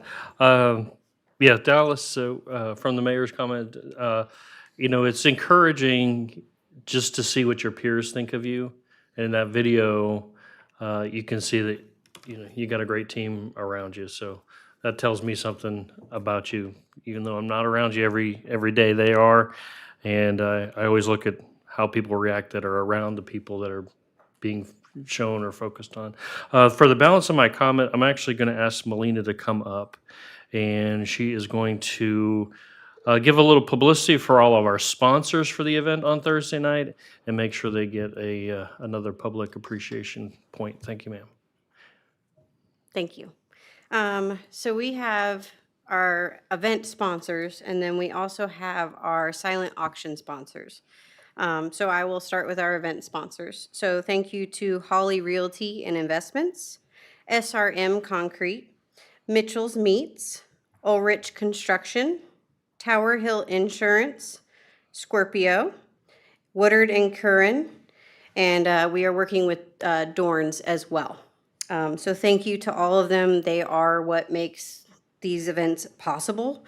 So it's really exciting to see our team pitch in. For our silent auction, it's a big deal for me because some of these are smaller businesses. So, I mean, any contribution is great, but these guys really go out of their way to put something for us to auction out and raise money. 2911 Barbecue. The city of Newberry gave us some antique windows and some Kincaid building wood, so that's pretty cool. Salon del Sol, E.T. Mutt Hut, the Zip Line at Hale Quarry. Deborah Henderson has a granddaughter. Her name is Sarah Abby Gaskins, and she has painted some stuff for us. So we have original artwork from her. Blood, Sweat, and Tears Tattoos.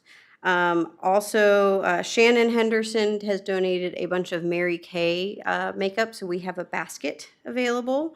Also, Grace from Mitchell's Meats is doing a custom cake that you can get from her. Morrison Media is doing photo sessions. Let's see, sorry, Half Moon Pond for the awesome cooler. Debbie Boyd, what do I have? Is giving, it's a, let's see, sorry. Oh, it is a very cool flag. But, and then Zizania Farms, the Firehouse Gallery, and again, the Kincaid Wood. So thank you so much for everyone. You have another one. I'm Well, it forgetting just somebody. hasn't made it all the way to you guys, but the Hale Zip Line has also donated a lot of coupons. Some of the coupons are for 100% off. Some of the coupons are for different percentages off. But if you haven't made it out to the zip line, that will be your chance, right? I agree. I don't want to say everything because then you have to show up and, like find out at the silent auction. But seriously, thank you to everyone who's contributed to the event. It is really cool to see it all come together, and what a great community we have. Thank you. Great job, Melina. Stick around. We're going to take a quick break, and then we will have looks like a 1-item or 2-item BOA meeting. BOA meeting. So we are adjourned.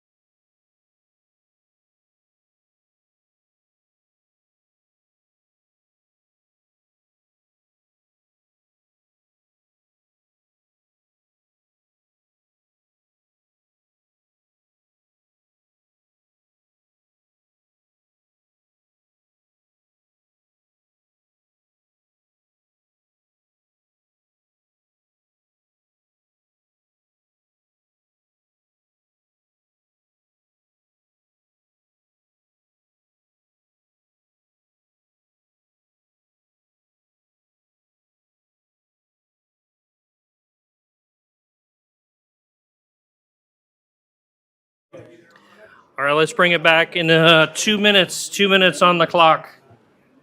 Instead of, I didn't get no.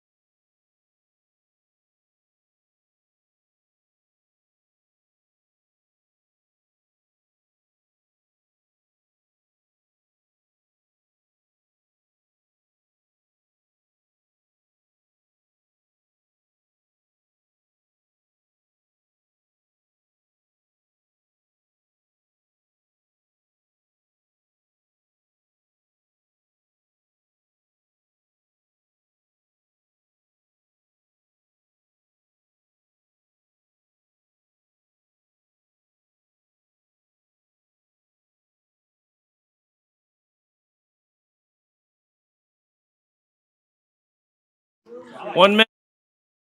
1 minute. 1 minute. The owner actually said, we want to come to.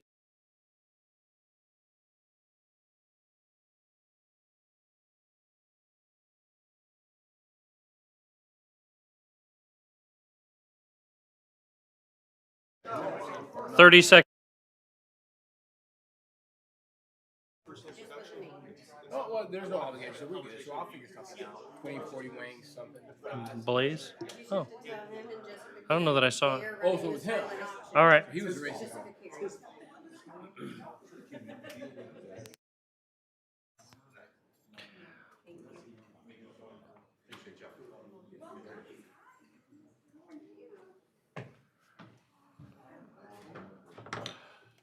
All right. All right, ladies and gentlemen, we are going to call this Board of Adjustment meeting to order. Today's day is March 23rd, 2026. Time is approximately 8:48 p.m. The first item is the approval of the agenda as published. Do I hear a motion? No second? Okay, all right. Commissioner Long and Commissioner Farnsworth on the second to approve the agenda as published. Is there any discussion on the agenda from the dais or the public? Seeing none, all those in favor signify by saying aye. Aye. Motion passes 5-0. Also, item number 1 is the approval of the minutes from the January 26th Board of Adjustment meeting. What is the pleasure of the board? Commissioner Clark and Commissioner Farnsworth on the second. I don't know why they give. They need to Man, calm down can you down get the there. knife out of my Yeah, back? buddy, I Get that, know, right? grab my, Get down, man. jeez Louise. Any discussion from the dais or the public on the minutes as published? You know, I can take all night here and slow roll these, roll call. All those in favor signify by saying aye. Aye.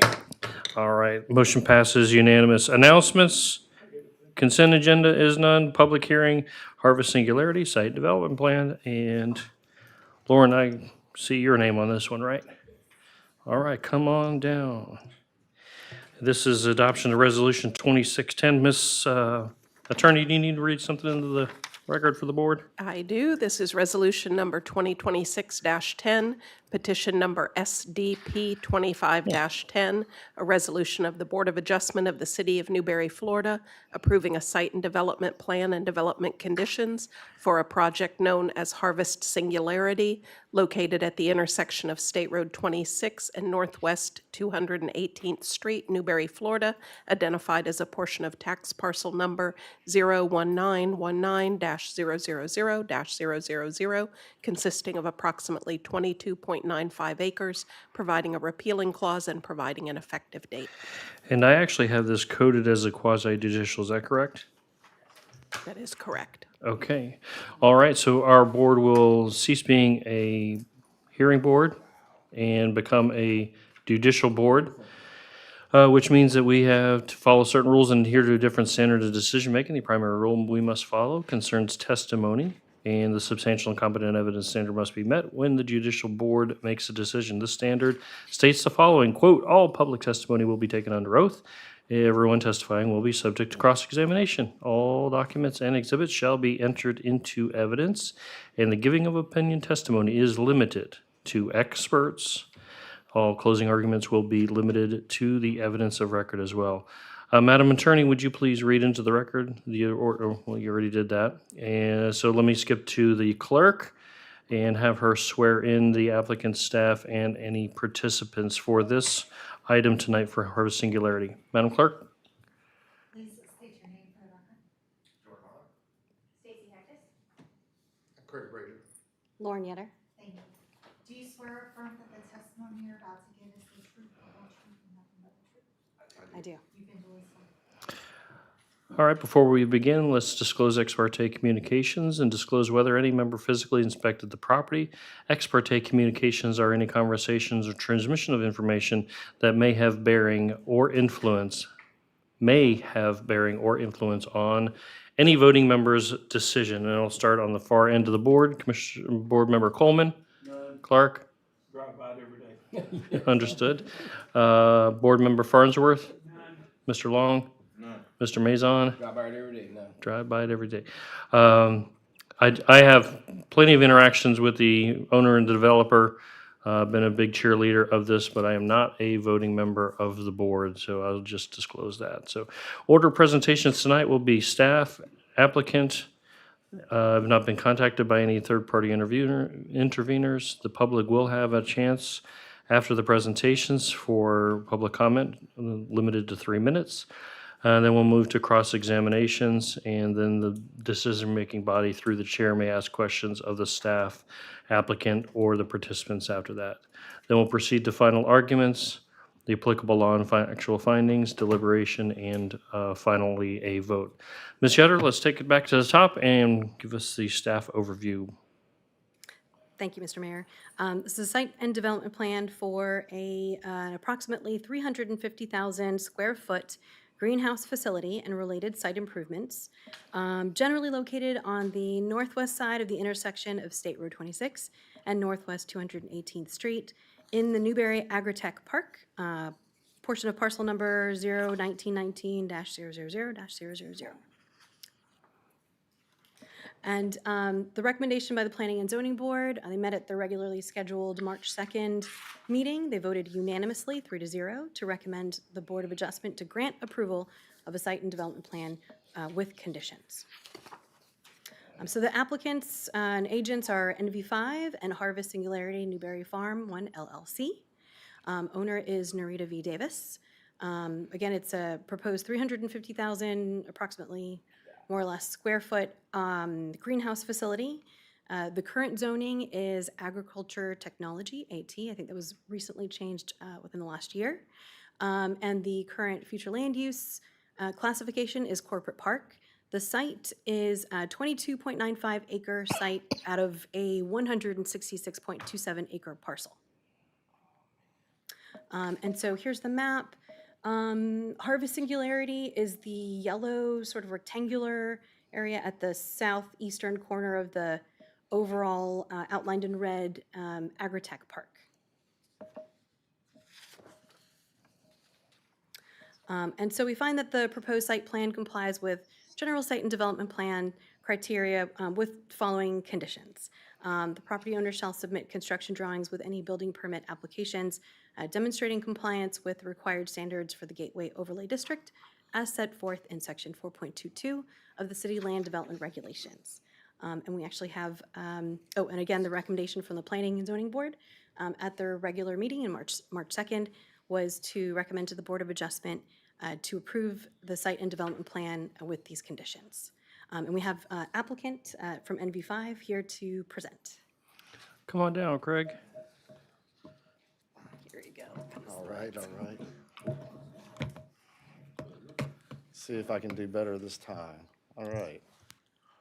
So, yeah, we're excited. We've been working with the city for a long time on the Agritech Park, so it's good to see the first, major tenant coming in, and we're hoping this is the first of many new ventures that show up in the agritech park. And we recently made a presentation to an Urban Land Institute meeting about projects going on around Gainesville and Alachua County, and we presented this one, and we're hoping to present kind of the agritech park and the success of this public-private partnership to a few other professional industries along the way, because we're all proud of it. We think it's great, and I know y'all are too. So this is how the site plan fits into the overall agritech. So you can see that it sits down in the southeast corner. It'll currently use the private road that serves the mine to the north, and it will also have a secondary driveway on the west side of the site to provide easier circulation for truck traffic and whatnot. But there's just over 20 acres for this site. This is how the rest of the park lays out, with some space reserved at the northern end for agricultural crop research. There is a second phase right to the north of here that is currently being considered and planned for a second greenhouse by the same Harvest Singularity group. So, and then there would be about another 70 acres of additional lands that are available. Here's a little bit of a closer look at the site plan. Parking up front. Those three circular objects that are kind of on the north side of the building, those are rainwater collectors. Each one of those, I believe, will hold somewhere around 400,000 gallons of water. So 1.2 million gallons of water will be on site for use once those are full. So that's kind of this group's model. The end product here, this where our greenhouse is going to be for lettuce and leafy greens. Their end product is 100% organic. They don't use any chemicals, no herbicides, no fungicides. It's all natural, so they reuse a lot of the water. If for some instance they are also going to be connected to city water, so if they need to supplement their rainwater harvesting, they can. But their whole approach and their whole practice is about as sustainable as you can get. So it's nice that this site plan is coming on the recognition of National Agriculture Day too, so that's pretty good timing. And I do think that this fits in well with the city of Newberry's vision of wanting to create jobs and industry, but yet maintain your agricultural roots and that agricultural heritage, and I think this is spot on. So these images are from a similar facility in Texas. I'm showing the ones from Texas because they have similar climate issues with heat and humidity that they have to address. So here is some of the product, but it is, you can see it is a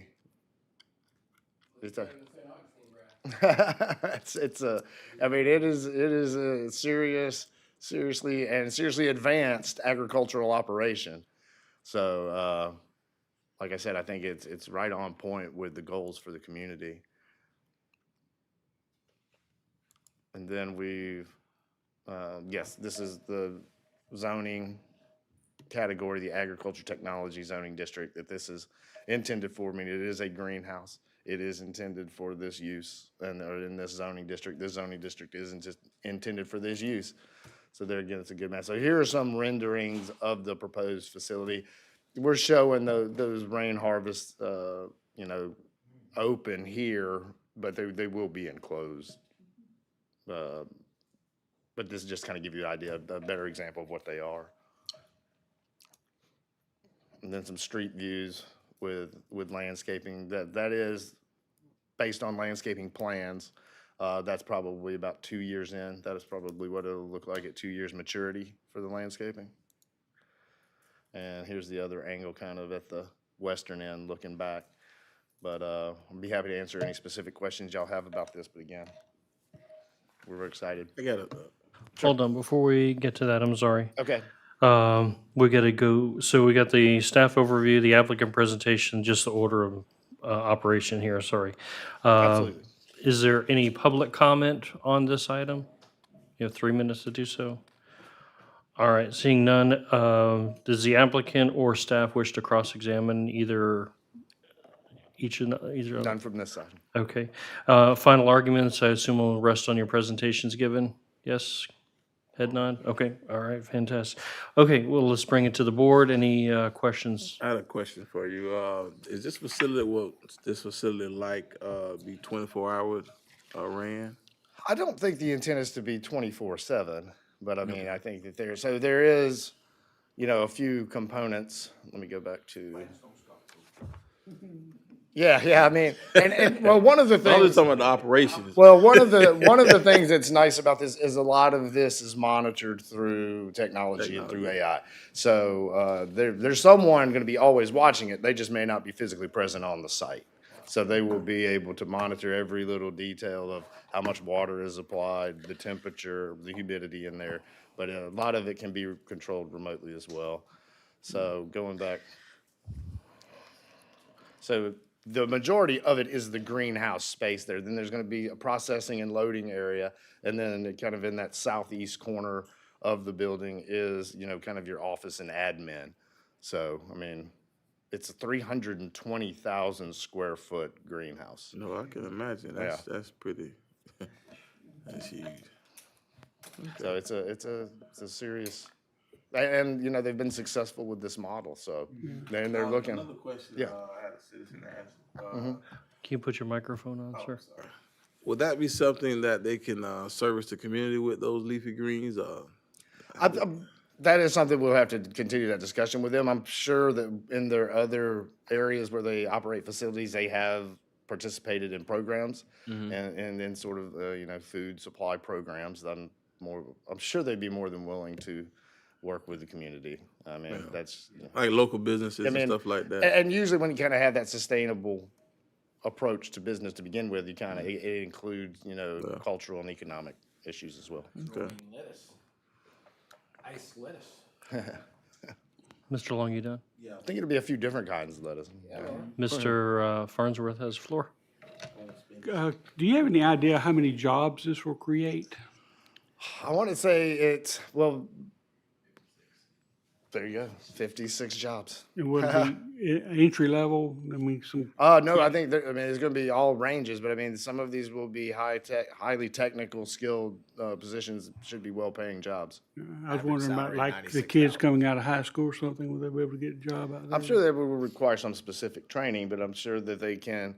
That'll be another opportunity to cooperate with schools, Santa Fe College to incorporate the kind of technical training, make sure that the kind of technical training that's needed are offered in these institutions.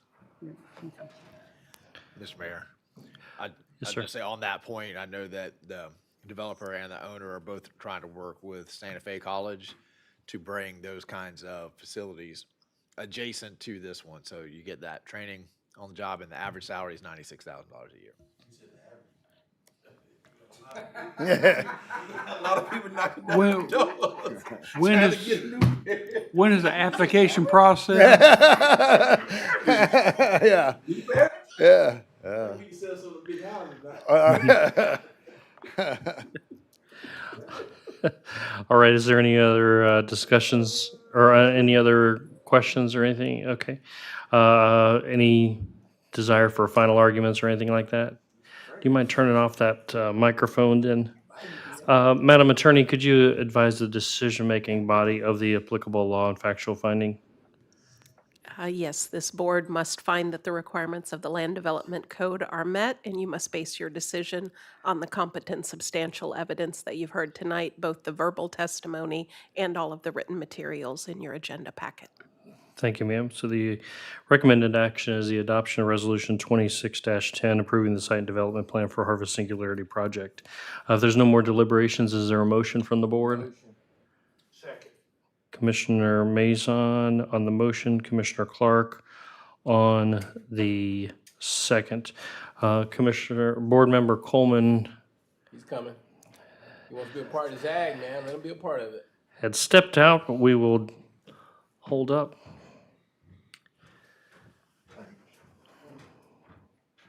We're moving to a vote. Board Member Coleman, Maison was the motion. Clark seconded it. Motion was to approve the recommendation. All those in favor signify by saying aye. Aye.